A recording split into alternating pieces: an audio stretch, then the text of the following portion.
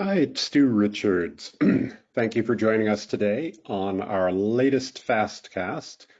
Today, we're going to be doing something a little bit different. Oftentimes, we present research into the small to mid-sized business audience. I'm lucky to be joined today by Paul Hawk of Vertical IQ to discuss the benefits of marketing to SMBs by their industry. And as people log in, what I wanted to do is give you, if you're not familiar with Bredin, a quick overview of what we're all about and what we do to help clients to better understand and engage with small to mid-sized businesses. You can see the kinds of clients we've worked with over the years, lots of different folks in lots of different industries, whether it's technology, telecommunications, HR services, retail, you name it, financial services. But the common thread is that everything we do is designed to support our clients in helping them ultimately to meet their revenue goals in the small to mid-sized business segment in two ways. The first is by conducting original research to help our clients understand the mindset of the small to mid-sized business audience. And that by audience can mean a whole bunch of different things. So, we might conduct research looking at different sizes of organization, whether it's by headcount or revenue or different industries or locations, whether it's domestically or internationally at different levels within the organization, anywhere from, frontline employee to the C-suite. Or looking at different kinds of attributes, for example, whether they're customers or prospects or have some sort of purchase attribute. The kinds of topics that we can research for clients really vary, completely depends on our clients' objectives, but it might mean helping them understand, for example, what are the most effective media and messaging to reach SMBs, what are the most what's their purchase intent? How do you segment customers and identify the highest potential prospects, for example? Methodologically, we're really agnostic. We do everything from in-depth interviews to focus groups to large-scale quantitative research or a combination of the above. We also do agile research, and one of the things we do for agile research is a monthly survey, the SMB Pulse, where we survey 500 principals of US businesses with up to 500 employees. And the objective of that is to make it easy and inexpensive and quick to get answers to questions on the small business market, whether it's data for content or PR programs or to do landscape assessments of general small business outlook, for example, or hiring outlook, or concerns about a recession or inflation or supply chain issues, or you name it. But at the end of the day, when we do research for clients, the goals are either to support internal strategy around go-to-market or product or the user experience, or to help them, again, with generation of data to support outbound programs like a PR campaign or content marketing or social, or even to develop collateral for a sales team for use, in in-person meetings or events or what have you. The other thing we do is to help our clients with the development of outreach programs, and that can mean conducting a survey and turning that into, for example, white paper or webcast or, some sort of lead gen tactic or other kinds of content that's not necessarily based on research that we do. But anyway, that's not why you're here today. What we wanted to talk about is why to market to SMBs specifically by their vertical, as opposed, of course, to being all things to all SMBs and having, sort of a one-size-fits-all approach to marketing, just focusing on your specific benefits to an organization, as opposed to, for example, your specific benefits to a CPA or to an automobile dealer or, whomever you might be focused on. And the reason to do that is because you get better payback in your sales and marketing efforts.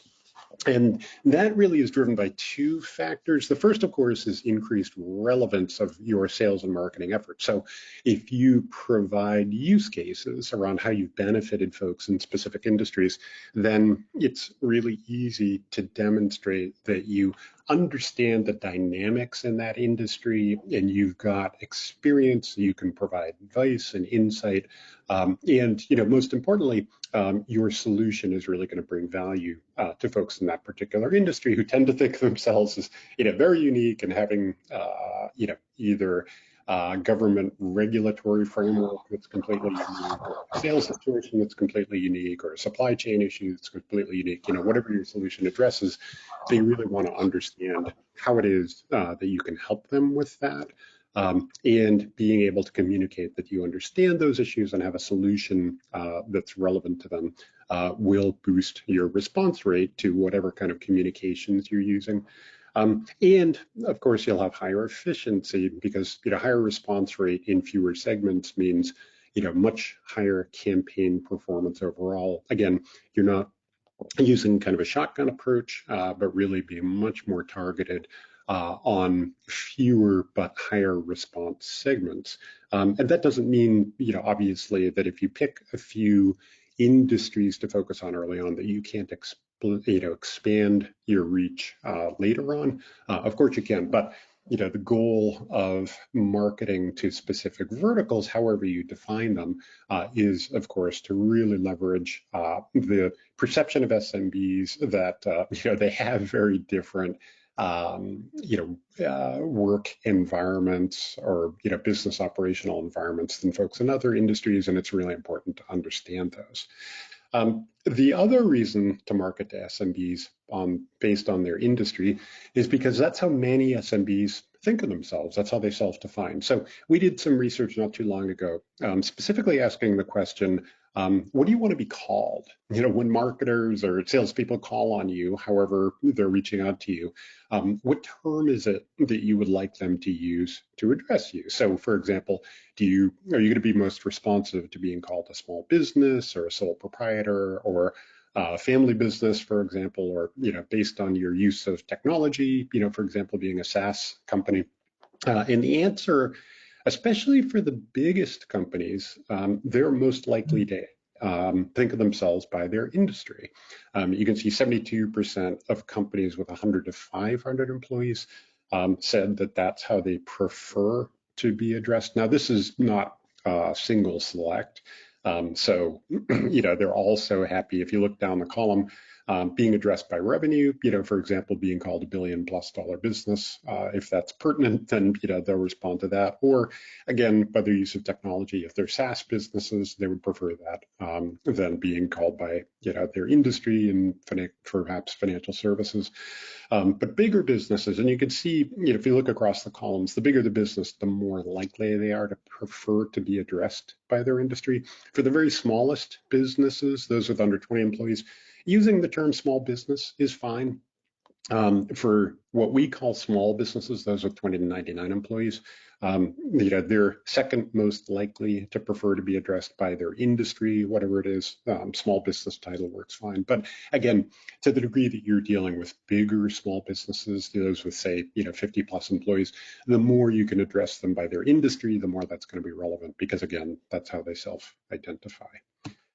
So with that, what I wanted to do is to bring in Paul Hawk, who is the VP of Strategic Partnerships at Vertical IQ, to go through some questions specifically around the benefits of marketing to SMBs by industry. And you'll notice on the right-hand side of your screen, you should have a control panel, and there's the option to ask questions.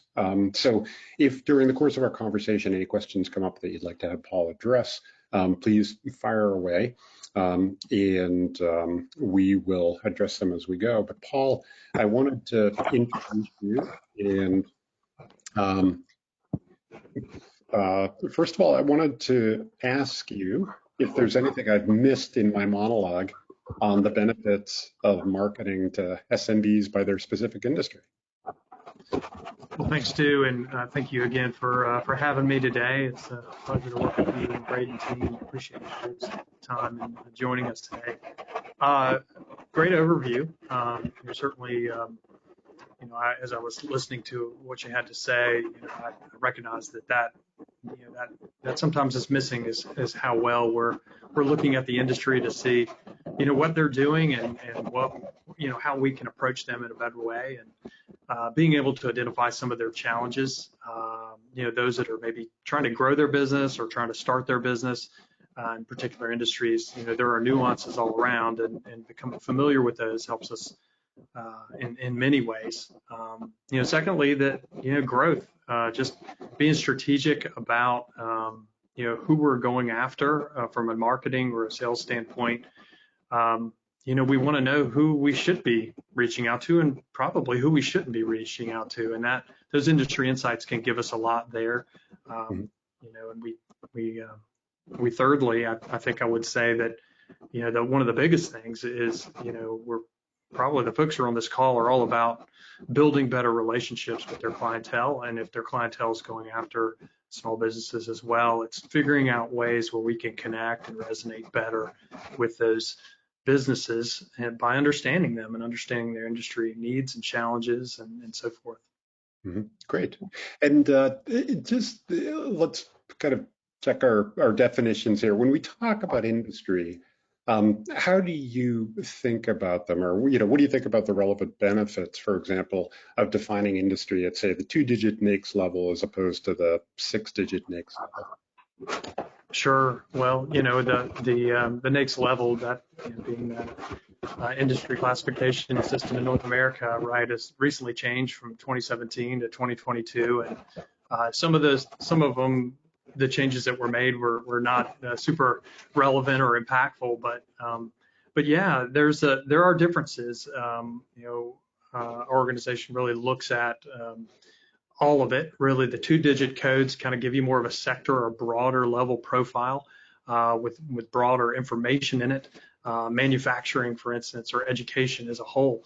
Where we spend a lot of our time and really develop more detail in our profiles is down at that 6-digit level, and even further when there's some niche industries that are out there. And I think I mentioned to you offline here that, a lot of times we'll run into industries that are emerging. I had a discussion with someone the other day with gummy manufacturing, the vitamin-induced kind. That it really doesn't fit into a particular NAICS code that's out there, but it's relevant and it's growing, and understanding how to communicate with them and understanding their needs and their trends and their risks also very important. And we take a hard look at that from a research perspective on our end. Mm-hmm. And how do you think about in terms of defining industries to pursue? If you're a bank or a printer manufacturer or whatever, if you were to counsel someone, in a marketing group getting a start on industry focus, would you recommend that they start at the very high level, at a 2-digit NAICS code? And, how many industries might you recommend that they think about zeroing in on? Yeah, great question. That there's not a magic number out there. I think there's certainly a lot of research around what would make sense. All of our organizations are a little bit different, and our capacities for managing a larger number of industries could be bigger with some organizations than others. That being said, it's probably less about the number and more about targeting the right industries. Understanding some of the financial implications of the industries that you're looking to go into, those benchmarks, those forecasts, some of their demographics, and really getting an idea of those that might be emerging as industries that are going to be a great fit with a growth industry versus those that traditionally have been great. And we know we need to go after those industries, but they're struggling right now from an e-commerce standpoint. Having your finger on the pulse of that from an industry insights perspective is huge. That's part of that discussion, but I would be hard pressed to give you a number. I know everybody probably has a number. Probably more say, well, let's figure out what that industry is about and figure out how to approach them that way. Yeah, no, it's definitely a squishy project, and obviously the deeper you go in terms of definition of a business, from professional services down to CPA, for example, the more relevant you are, but it gets much, much, much more difficult to replicate all of that across, all of the sales and marketing materials you might need to develop, or ensuring that your sales team is really up on, whatever the attributes of that business are, or what the benefits of your product are. So yeah, it's a real challenge in balancing manageability with relevance for industry marketing. To what degree do you think a product needs to be customized to a particular industry in order to be sold effectively? So, for example, if I'm selling a checking account, do I need to present that as being useful for a specific industry as opposed to, a very industry-driven, software application? Sure. Yeah, there's a lot of room for tailoring based on industry. I think we are all trying to look for ways to connect our product or our services better with particular industries, and that translates into the users of our product and services getting more benefit, more value out of that. A lot of that thought goes towards really underscoring what is the value proposition of our solution as it relates to the needs of these business owners in these industries. And it's sort of like a multi-level approach to kind of get to that. I think we're challenged, and we preach here on the industry side that, move away from the product and service focus solely, but turn your attention to understanding the needs of the business owner and what their challenges are. What are some profit drivers for that particular industry? How have they performed over the last few years? What are some risks? If you're in the financial institution industry and you're wanting to lend to a particular industry, what are the implications there? How has it been lending to that industry in the past? If you're in sales or a tech environment and you're just trying to connect, am I coming across as a strategic advisor because I understand the needs of that industry? And at the end of the day, people are looking for solutions to problems, right? And if we can tailor what we're doing and understanding their needs to understand their problems, then hopefully what we're bringing to the table from a product and service standpoint hits the nail on the head in solving those problems. And therein, we end up with a value proposition and a much better discussion than we could have. Yep, absolutely. So yeah, tell me about the selling process. So if you've got a few industries, however you're defining them, that you're focused on, what does it take to sell effectively to that kind of organization in terms of, marketing support and in terms of equipping a sales team, whether they're direct or indirect? Yeah, so I had read LinkedIn, I think it was a 2022, it was a global state of sales LinkedIn quote that said 76 of top performers say they always perform research before reaching out to prospects. And that says something to us as a whole, right? That there is a level of research that needs to be done. And that research gives us insights, and those insights allow us to connect and resonate and ask questions that are meaningful. Less and less these small business owners, these C-level executives are having any patience for us coming to the table and asking us about their, asking them about their business. What keeps you up at night, right? That's a standard question that I asked in my sales years as well. But what I needed to do was sort of pivot towards, hey, what can I bring to the table, and what can I give? I recognize that people are in, they're really hungry for news. They're really hungry to hear what's the latest trend, what's going on right now. Am I on the path I need to be on? And in a sense, they're asking, I might need a strategic advisor. I need somebody that can kind of give me a little bit of insight and tell me what's going on out there. And industry intelligence gives you that. If you take the time to do the work to do a little bit of research and bring up just a few key points that resonate, it goes many, many miles. It moves your first meeting to being like a third meeting in a sense. No, that's great. No, and I can't agree enough, in terms of providing, advisory, providing expert advice. We just see that over and over and over again in the research that we do of how much, in our case, small to mid-sized business owners really want advice to help them move their business forward from, any kind of vendor. And it doesn't have to be specifically relevant to their product, but as long as it helps the business owner to achieve their goals, they absolutely welcome it. And yeah, having a solution to their problems, both in terms of business management advice and in terms of a product that can help them achieve their goals, is it's a fantastic combination. So tell us about Vertical IQ. What your offerings are and how you help clients achieve their goals and selling to specific industries. So Vertical IQ, we are a cloud-based platform that provides industry insights. We're able to capture 97% of the U.S. and Canada economy from a industry perspective and provide timely, specific, relevant insights, whether they be financial benchmarks and profit drivers and industry trends, to just simply having some questions to ask that resonate with business owners. We have assembled this data together to provide news, to provide local economic information, but we do it in a way that's curated. We have a very strong research team that's pulling from some of our partner data and some of our just our own industry efforts to just put something together that's easily digestible.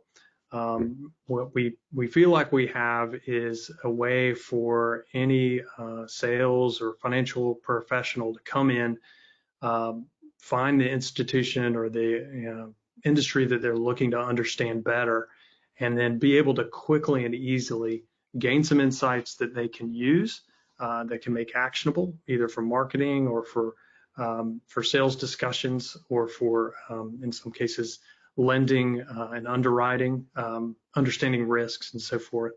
So just a tremendous solution that allows you to have yet another tool in your arsenal to be effective. Mm-hmm. Great. And what would be a use case, for example, either within a specific industry like banking or just, for a salesperson to use Vertical IQ solution? Yeah, so a lot of our customer base uses us for call preparation.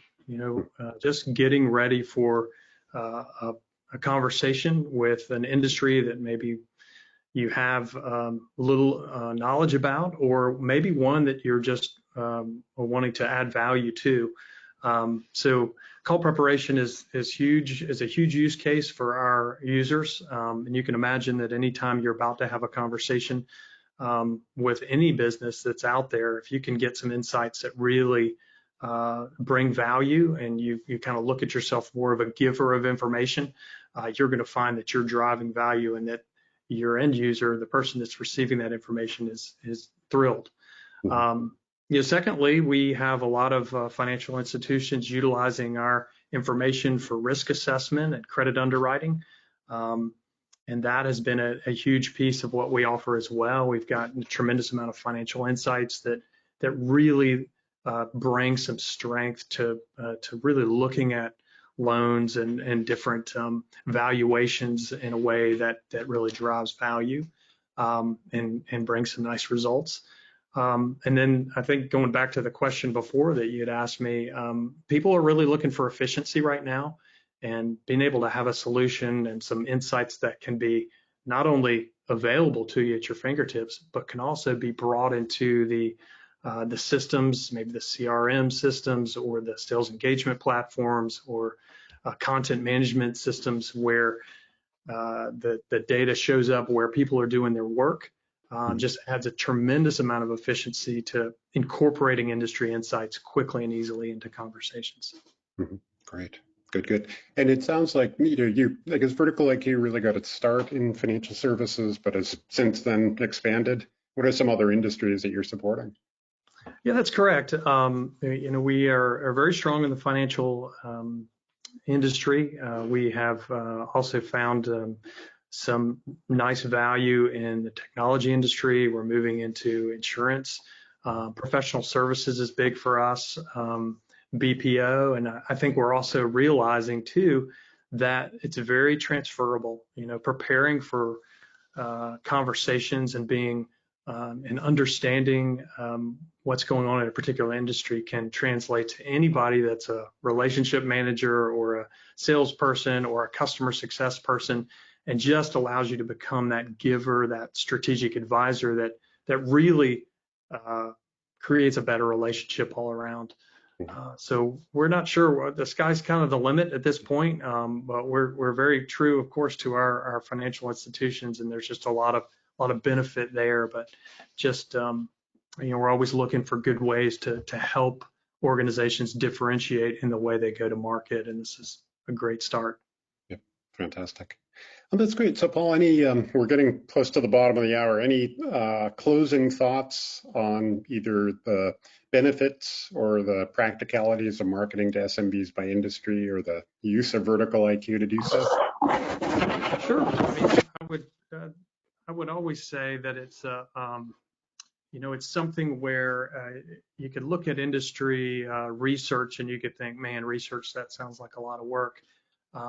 Utilizing a tool that puts some relevant and timely insights into something easily digestible, where you can quickly get what you need to strengthen your efforts is huge. And I would say that when you can, you want to incorporate those insights into maybe messages that you put into marketing, maybe their flows or things that you want to share with your customers on a regular basis. Maybe you want to have a drip of relevant news articles that show that, hey, I understand your industry and I care about what's going on with you. I thought you might enjoy this article today. Maybe that's a follow-up to a conversation. Maybe that's a door opener. But just Vertical IQ is designed for users to get what they need and to really be able to make it actionable. A lot of people think, oh, a standard industry research profile, it's 30 pages and I'm going to fall asleep on the first sentence. It's not like that, and it doesn't have to be. It really can be something that, as we've done it, put it together as something well thought through and useful. Fantastic. Well said. And Paul, thanks so much for joining us. And what I wanted to do is just close out with a couple of takeaways.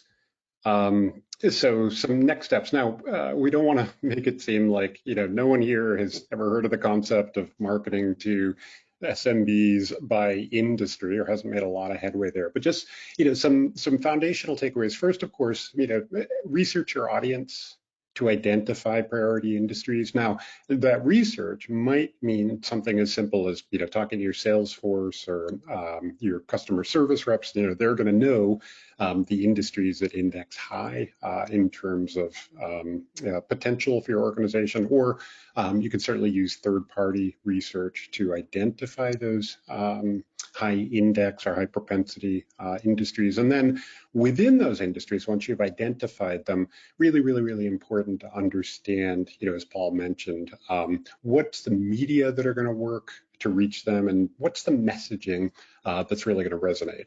That's an area where we've done quite a bit of work, and it is really interesting how much different aspects of your solution are going to resonate with different industries. So, for one organization, it might be cost savings. For another, I should say, one industry. For another industry, it might be all about security. To really understand what to bring to them in terms of your relevant benefits. Of course, develop case studies or use cases. So when someone comes to your site, or they're coming to your booth at an event, or however you're presenting yourself, really easy for them to understand how you can benefit businesses within their industry. And as Paul mentioned, equip your sales team, of course, with deep knowledge of industry dynamics. And let them be able to articulate the benefits of your solution to their specific industry. And then again, to the degree that you can customize a product for key industries, that may or may not be feasible or economical. In other cases, you may already be completely zeroed in on one vertical, but to the degree you can, again, that's going to just make your solution, and as a result, the sales process that much more relevant and high return. If you're working with partners, for example, if you're a software or hardware OEM, really important that you work with partners who understand the dynamics of the industries that they're going after, and again, aren't trying to be all things to all people. And then finally, researching customers to develop sales claims data that you can play back to them in your communications, again, whether it's collateral or site copy or what have you. And, really important to, as Paul mentioned, the importance of using research as a way to communicate your understanding of an industry. So, if you're serving, again, broadly speaking, professional services, it's a great thing to survey professional services participants to get an understanding of for example, what's top of mind or what their business outlook is, what kind of solutions they're using, and then you can play that back to your prospects as a way of providing peer advice and expertise. That's a tactic that we see working really well and something that we do at Bredin. So, if we can bring value to, the broad third-party research, original research with business owners or other roles within a business to complement Paul and Vertical IQ's research into business performance statistics. We'd love the opportunity to do so, and we can help play that out in collateral or other kinds of sales and communication materials to help you go after the industries that you choose to target. So if we can, please reach out to me. I have my email address here and, and all the reminder emails that you got for this webcast. And if you'd like to reach out to Paul, he's at verticaliq.com, or you can shoot me a note and we'll connect you. But thank you very much for your time today. We hope this provided some food for thought in terms of, why and how to go to market against SMBs by industry, and we will look forward to having you on the next Bredin Fastcast. Thanks again for attending.